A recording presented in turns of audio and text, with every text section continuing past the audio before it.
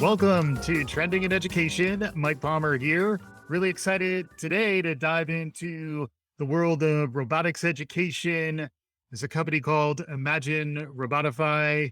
The co-founder and CEO of that company is a gentleman named Adam Dalton. Adam is my guest today. Adam, welcome to Trending in Education. It's great to be here, Mike. I'm delighted to be able to talk to you about what's happening in the world of robotics, virtual robots, AI, and computer science, and everything else. Yeah, it's good to be here on a Friday. Absolutely. Yeah. And it happens to be a Friday. Exactly. So for those of you who are listening to this on a day other than Friday, hopefully you can pick up on the Friday vibes, the Friday experience that will be an undertone to our conversation. We'll be talking about robotics, really interesting stuff, robotics education, STEM education, something we talked about a lot on the show, but I think you might be the person who's most hands-on in this space that I've had on Trending in Ed. Just to catch folks up on who you are, Adam, can you give us your origin story, how you got to this point in your professional life? Yeah, absolutely. First of all, I'm from Dublin in Ireland, in case anyone hasn't been able to tell from the accent. So born and raised here in Dublin. And when I was in high school, I started a business called Robotify with a buddy of mine, my co-founder, Evan Darcy. We met each other on the first day of high school, sat next to each other in science class and immediately hit it off. And I always tell a story, which is when I was younger, my mother, my brother, very, very musically talented, like really good singers, musical theater, they've got a lot of creativity. And I was just as creative, but never, never as good at singing, couldn't play an instrument, really bad artist, like really bad. So I had this big imagination and I just didn't really know what to do with it. So I used to love Lego and imaginary worlds, was big into Minecraft, all that stuff. Yeah. When I found coding, it was unbelievably powerful for me to be able to use my creativity to make something new and to have an impact on the world. And I started realizing that this is a really powerful tool that more students, more kids need to really understand. More so for me, because I thought it was so powerful to be able to start with nothing and in a couple of hours build something that you couldn't have imagined. Yeah. And I had found for me the first time a creative outlet that really spoke to me and made me feel really good. And as I started looking into it more, I was around 15 at the time. I started to realize that there wasn't actually a lot going on in the ways of trying to help more skills develop in this industry. But yet, every year on year, even in 2014, 2015, it was like, there's more and more jobs available. And every year is huge skills gap. There's loads of stats, but one of the ones that stuck out to me is that by 2034, 47% of all jobs will be automated and replaced by some form of AI or robotic. Wow. Yeah. And that was an Oxford University study. And I think that was like a 2014 one. But even if that's wrong, it's somewhere. These skills, we don't need to know exactly how to code. We don't all need to be wizards with computer science. But I think it's important to understand why things are happening under the surface. So I'm 24 now. We started the business when we were in high school. So I said we were about 15 or 16. We started teaching kids in our local school about how to code using websites. Yeah. And so we essentially run a course on HTML, CSS, which are the languages behind making websites. And we basically found that some kids really love it. And your kids that are interested in computer science and STEM subjects like math and physics and all.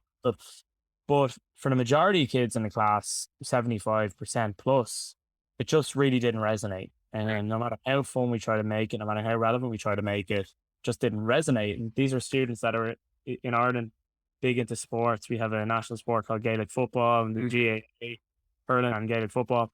And realistically, like those students weren't into making websites. Like the musical kids or the arty kids or the kids who thought, this isn't cool. It's like, that really is a big notion we wanted to break. No matter how hard we tried to make the content relevant, just wasn't clicking. Instead of giving up, a year later, we decided, let's put our heads together and figure out if we could just make this coding thing like more accessible, more fun for students. Yeah. We could be onto something.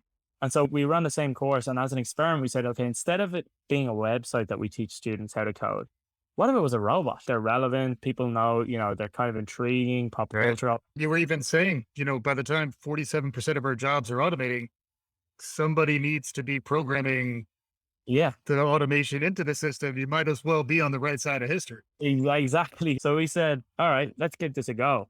We basically run the same course with a group of kids in our school. And we used to do after school on like a Thursday and a Tuesday or something like that. And when a student would run their code that they wrote on a computer, but they would see it come to life in the form of a robot. This is a physical robot. A robot, right? It was just a click, like a spark went off. The Yeah. excitement class was just, I actually still get goosebumps thinking about that time when we switched it on. Students from all different backgrounds, economic background. We grew up in North Dublin, typically disadvantaged areas. There's a lot of trouble that kids get into at a young age out on the streets. Yeah. There's a lot of connotations about coding that it's like Right. the nerds, Right. you know. I was brandished one, and you know, and proudly, you know, and like we've been able to put that to good use. But the amazing thing to see was kids that were coming into the class, tough guy, you know, this, you know, just what's this? I'm not into this. And then they'd click run their code, and they'd Yeah. see this 4-wheel robot car run around the classroom, say, "Whoa, look at that!" So I live in Dublin still, and now that I'm 24 now, so what's that? About 8 years or six? I don't know, something like about 8 years, and I have kids come up to me. Well, no longer kids; they're adults now. Like I'm getting a coffee or in the local pub, you know, and I get a kid come up and say, "Hey, you know, I just want to say I'm actually doing coding in college now. I'm in computer science." And yeah, I know that kid, and I know Yeah. they hadn't got that spark. They're Yeah. gonna go robotics or coding or computer science, and it's actually about, you know, it's not just computer science. It's like the computational thinking, communication, the collaboration, and I think the whole concept of coding, when you use robots, it demystifies it. Over time, we realized that there's some things in robots that you just can't get around. Primarily cost, like the Yeah. cost of the hardware is so prohibitive for schools just simply can't afford to Right. equip robots at Yeah. scale. Not to mention the maintenance, like Oh, just getting regular school supplies, a exactly. classroom operational, let alone having a We- robot that Yeah. works. Yeah. And you, as we said, we always say it's like 30, you've also got 30 screaming kids to deal with. And the best of scenarios, it's even though teachers love it, it's Right. like how do you actually scale this? And so Yeah. instead of trying to reinvent the wheel and what we thought was just not solving the actual issue, there's lots of great companies that do great hardware. And we always say that's fantastic. Yeah. We're trying to operate in our own niche whereby we can provide every single student access to multiple virtual robots. Yeah. Virtual immersive 3D worlds, all from the power of a browser. So that's what Robotify is. I know I got a while to get there, and teaching kids how to code using virtual robots in immersive 3D worlds runs on Chromebook, all in browser. And we've combined that with a powerful curriculum that's completely standard aligned. And it's all nicely, neatly packaged up with a huge amount of educator resources that enable educators to launch at scale. And it means we're doing, you know, we're teaching students in self-guided curriculum. We have open-ended projects, and also a brand new feature that we're excited to bring to market, which is robotics competitions in a virtual sense. Yes. Yeah. So, For Buzzword Bingo, you are doing extremely well. We have STEM education, we have robotics. We haven't talked about AI yet, but I feel like we just talked a little bit about VR and the metaverse simulations. The idea that going virtual in some ways may have accelerated you into this new and emerging space around extended reality, virtual reality. And if you can program a robot in a 3D browser based experience, in some ways that's touching on a lot of the promise of the metaverse. yeah, Any thoughts on that area? yeah, absolutely. I feel, you know, my focus is pretty much purely education and K through 12. And as much as I like the idea of the metaverse, I think it's a scary subject, especially as someone who's building education products for Yeah. kids that are actually in the most crucial stage of their development. We've done some work with Steve Wozniak, Yeah. and Yes.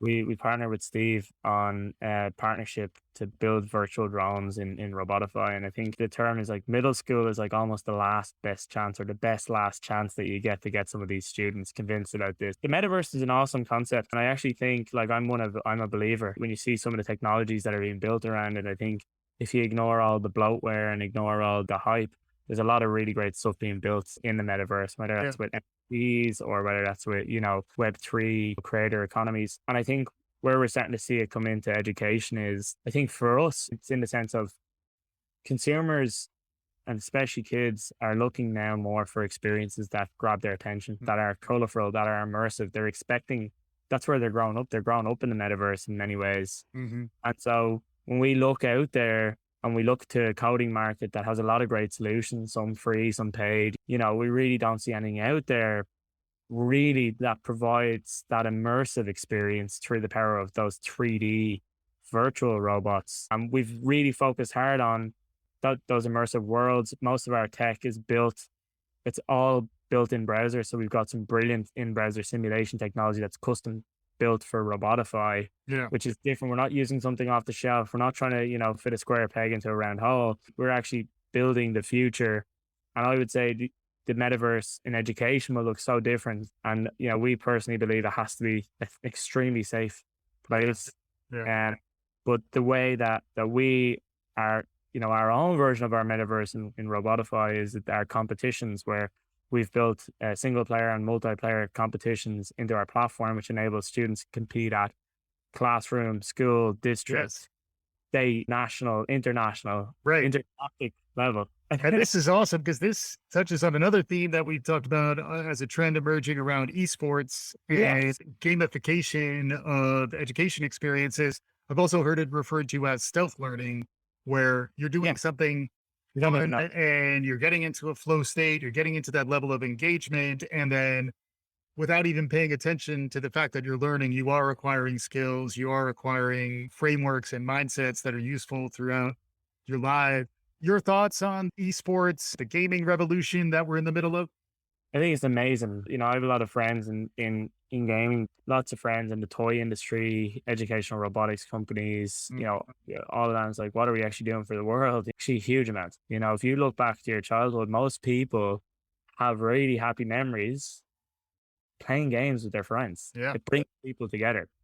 And so the more we can start to scratch underneath what's possible is exciting for me because it's a way for people to get into coding. Mm. And that's where I started, you know, where I was creating mods for Minecraft or starting to wonder, why does this do this? And with Robotify, we have a number of different things. So we've got gamified content. Our whole platform is built on three foundational pillars: learn, create, and compete. So you learn your content using our incredible resources, our educational content.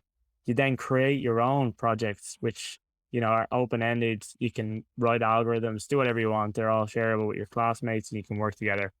And then finally, we've got compete. And the way I'd like to describe Robotify compete is it's where esports meets coding. So the way you get better at the game is by getting better at coding, and the way you get better at coding is by getting, and it's this really amazing loop, like this almost perpetual motion. If you lose a battle, your job is you go back to try and get better. And there's this Right. learn, create, compete loop that we've built into our platform.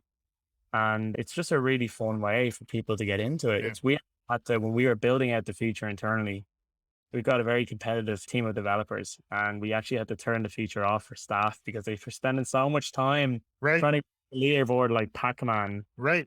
And I did see you, looks like you opened up a league for administrators and teachers, more like an adult league, which actually makes sense too, because I did a little bit of my homework, Adam, and I did see that the adult can be a coach, but they're not actually committing code for the team. And then the other element that I thought was super relevant was that, particularly for the team based approach, it is collaborative and there is some meta awareness of the different roles that are Yeah. useful in a team based environment. That to me connected very much to thinking about the future of work and how does collaborative software development, product oriented work happen these days. It happens on teams.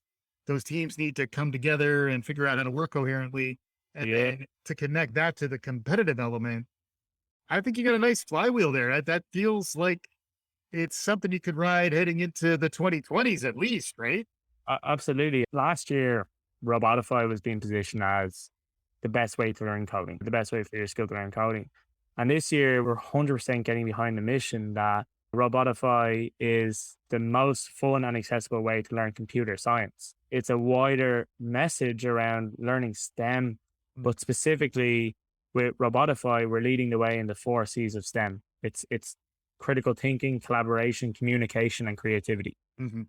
They're actually sometimes in the Robotify competitions, they have to work together on all of those, on all those concepts, whether it's creating a project, whether it's entering a competition, whether it's just learning. Yeah. And we're really excited that these are the skills that actually the workforce require. And we're doing that by teaching, like, for example, we have two languages on Robotify. We've got Blockly, which is like the block-based programming for middle schools. And then we've got Python. This back to school, we've just released a Python coding course, Mm. which I don't know, Mike, if you speak to many kind of people in the industry, but Python developers are Yeah. going wildfire right now. There's so much demand. There's not enough people to fill the jobs.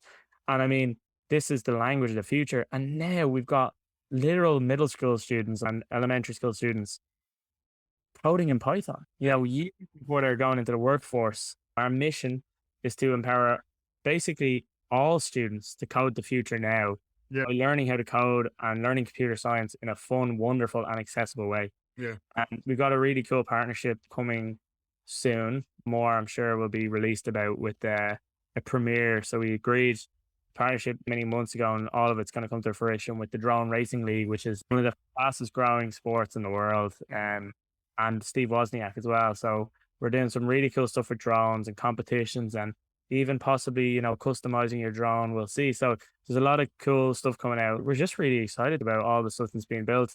It's all with a mind of just really getting students engaged with the topic.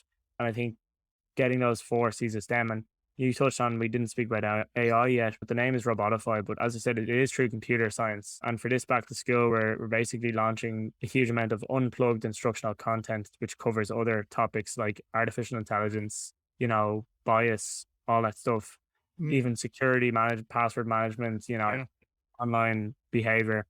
All of that stuff is essentially going live. Our hope as Imagine Robotify is to make Robotify equitable across race, gender, socioeconomic lines, doesn't matter. And it's just coding can be fun, wonderful, and accessible for anyone. Yeah. Yeah, it's becoming a lot of fun now. We actually won. So we won this year the Best Coding and Computational Thinking Cody Award. And we were a finalist in the Best Virtual Lab Award. So it was a great recognition to be able to get for all the hard work that the team in Dublin and across the world are doing. Yeah. And the other aspect you mentioned, Imagine Robotify, you are at a point where you're looking to scale. You've grown over the past 8, 9 years and really through the pandemic. That aspect of your story is certainly interesting, but then so is the idea that you're now looking to scale even more broadly and you're bringing in more help to do that. Can you help us understand what's going on there? Yeah, for sure. Actually, when I told my story, I think I should have told the part where it came full circle. In November 2021, just last year, we were acquired by Imagine Learning, which is the United States' largest provider of digital curriculum, a behemoth of a company that are doing unbelievable work, really across core and supplemental, trying to ignite learning outcomes for learners across the country. And since being acquired, the feedback, the actual engagement has just been phenomenal. Imagine Learning, obviously, with the size that they are and the real foundation that they have, we're able to work together in an incredibly powerful way to bring better product experiences, better support experiences, just wider implementation that we would never have been able to achieve before. And so this back to school, we're seeing student numbers like we've never seen before across the country. Customers are giving just brilliant feedback. We actually had recently enough, I couldn't believe this. I'm just off a 2-week kind of road show in the States, meeting customers, speaking with districts, Getting to know our airports, I believe. getting to know the airports. Yeah, it was 8 different states over 8 days. It's a ton of fun. Oh, yeah. And your airports are way better than our airports. Trust me, we have long queues and we're making international news because the airlines don't like Dublin Airport. We were okay in the end, but the kind of behavior we're observing, like, it's just so inspirational. Because when you're out there, as I said, we got acquired November. We were a very small startup at the time. We got acquired now with this expansive thousands of team members, incredible support. But the customers we're reaching now, the impact for Robotify, you miss that because I'm so focused on growth. I'm so Yeah. focused on better product experiences, so focused on providing value to customers that I never get a chance to say, what are we actually doing? Like, what actually are we having an impact on the world? Like, I talk about it all the time, but are we actually having an impact? And I was so touched to hear some of the like unbelievable stories about how people are using Robotify. And one of the best things I've seen, so we did a pilot out of Michigan, and there's an awesome video on imaginative.com on the Robotify page. And we have kids. So we have a main character called Axel, who's a virtual robot that operates on Mars. It's one of our flagship courses. It's really what put us on the map as a company. And Axel does a little dance when Axel gets a challenge correct on a coding challenge correct. Yeah. We have kids across America doing the Axel dance, like Yeah. jumping up out of their chairs when they get a challenge right, dancing. And I was like, you've made it when people think it's okay and fun to dance when they get a challenge. That's that, even that alone. And there's some lovely stories about kids that want to be, roboticists when they grow up. The feedback has been so positive that it was so nice to hear when you're on your travels, you get a chance to reflect. And I think what Imagine Learning are doing with us is it's helping us. It's just helping us get to our mission. We always had a mission of empowering all young people to learn computer science in a fun, engaging, and accessible way. Yeah. But it wasn't possible with how small we were, and it was going to take so long. But with the help of Imagine Learning, we're able to impact millions of students' lives and actually, at the end of it all, make a positive impact on the world. So I think that was so powerful for me to hear as the person who actually made it. And I think one of the things that I always say that, if someone says, why would we use you guys over the others? And yes, we may be owned by, an incredibly large organization, but we were the customers, Mike. We were sitting in that classroom right 8 years ago. We know the fabric of the industry because we know the kids. We were there. And I think that appetite and that passion is in our team, it's in our culture, and it's in our product. And the Imagine Learning have just brought it up another level. And now the experiences we're providing to customers is like we're bringing virtual robots to every classroom in America. So we're excited to continue that journey. Yeah, that's amazing. And then one of the challenges with programs like this is how does it fit into the limited time that everyone has? K-12 education is kind of rigid, and where do you insert STEM and robotics and something more innovative, experimental? How's all that playing out for you? It's changing so rapidly, you wouldn't even believe it. Just last week, 500 CEOs of the biggest companies made a rallying call to the government to make coding a core subject. This will happen. Computer science will be a core subject in the next 10 years. I have absolutely zero doubt about it.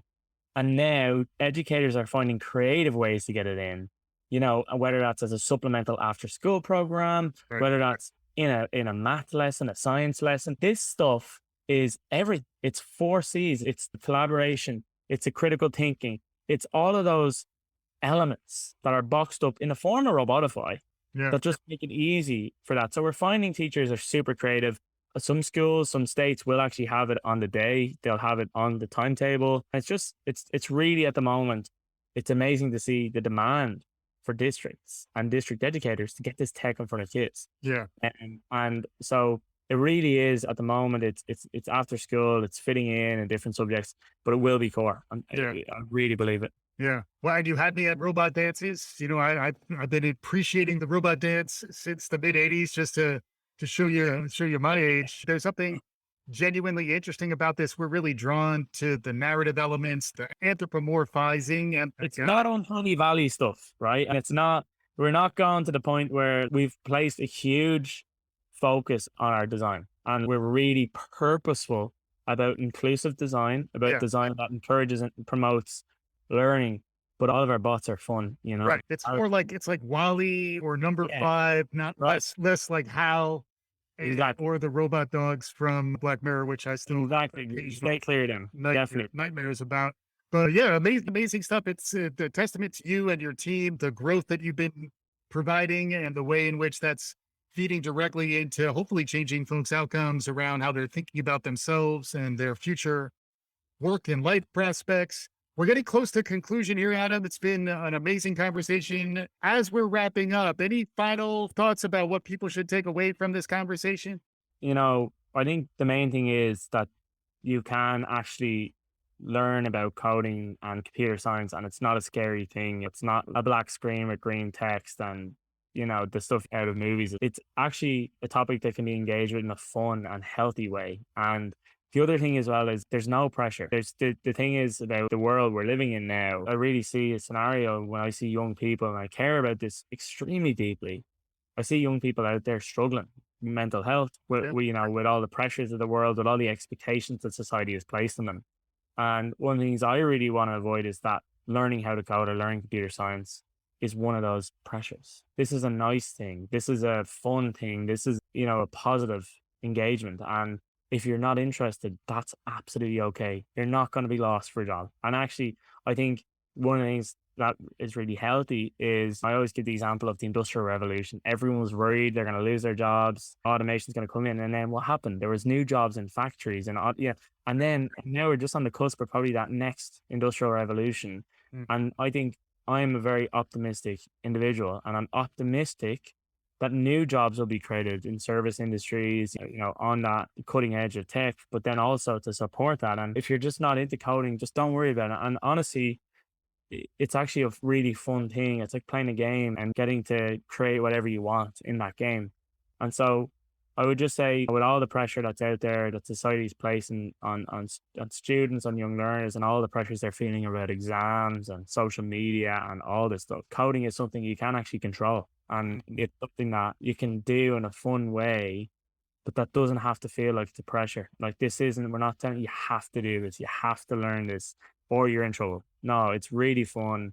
If you never touch it again, at least you'll have had the experience of doing it. And yeah, I just think being conscious of how our young learners are interpreting new subjects, especially computer science, we need to position it right, because there's already enough on their minds. So I'm really passionate about that and helping young people with their mental health in terms of how they're communicating with their peers and the people they can trust in their life, and just being open and honest about that. But yeah, so look, I think the future is a bright one. I see amazing, talented students across the world. And what I will say as well is, just to finish, computer science is not just becoming a programmer. We used the skills we learned from learning computer science to launch and bootstrap our own business to successful acquisition. Yeah. Made our families better, we made our communities better, we made our school better, and it's led to positive outcomes for society. Mhm. And that's actually what you can use the skills you learn in this, is to make a difference in your community, to your family, to your future. And maybe that's not entrepreneurship, but it will be something. And even if that's not just becoming a computer scientist, there's loads of options out there that you can apply these skills to. Yeah, that's my kind of leaving you with those thoughts, Mike. Awesome. Amazing stuff from Adam Dalton, the co-founder and CEO of Robotify, a company that's making things happen in the world of robotics education. Adam, thanks so much for joining us on today's episode. Thank you so much, Mike. It was a pleasure. For our listeners, if you're out there, you enjoyed this, please write us a review, tell your friends, do all the good things. We'll be back again soon. This is Trending in Education.